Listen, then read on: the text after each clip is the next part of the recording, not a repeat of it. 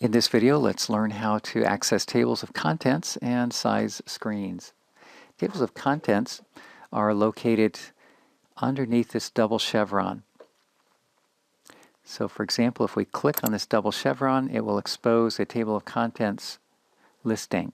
This is another way to navigate because each one of these then are linked.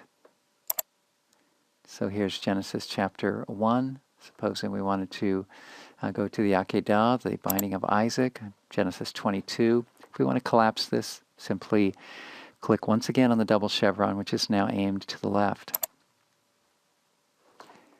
Similarly, you'll find the Bibles, the English Bibles.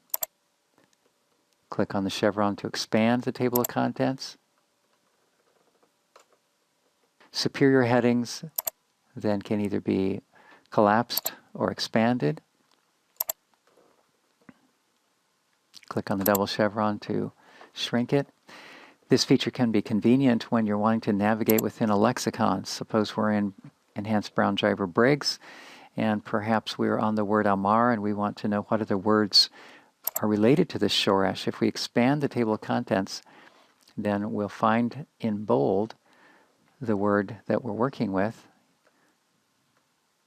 and we'll also find if there are other words that are related to it, such as Imra, means it's a noun meaning speech or utterance.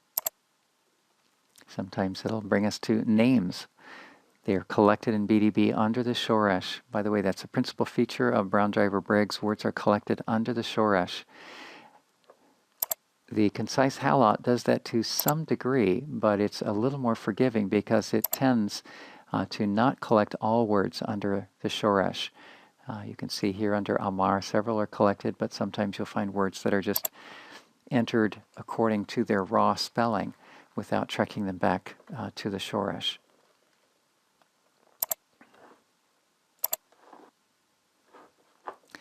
As far as sizing windows, standard Windows technology allows you to drag the boundaries of windows and move them accordingly.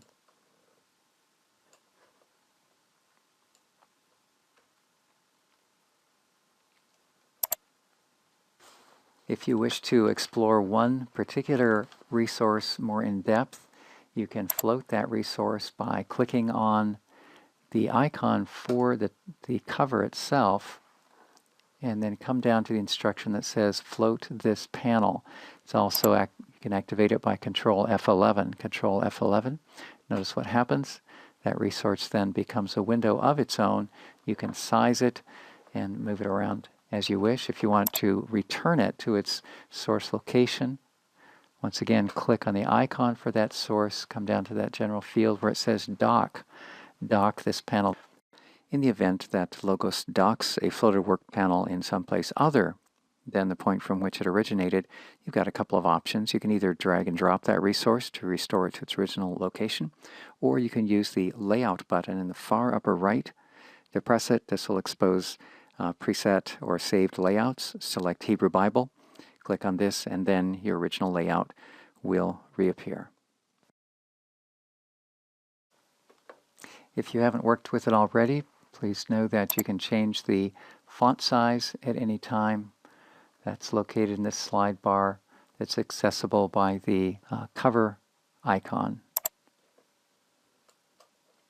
Drag it to the right to enlarge, drag it to the left to shrink. That's a very, very useful tool.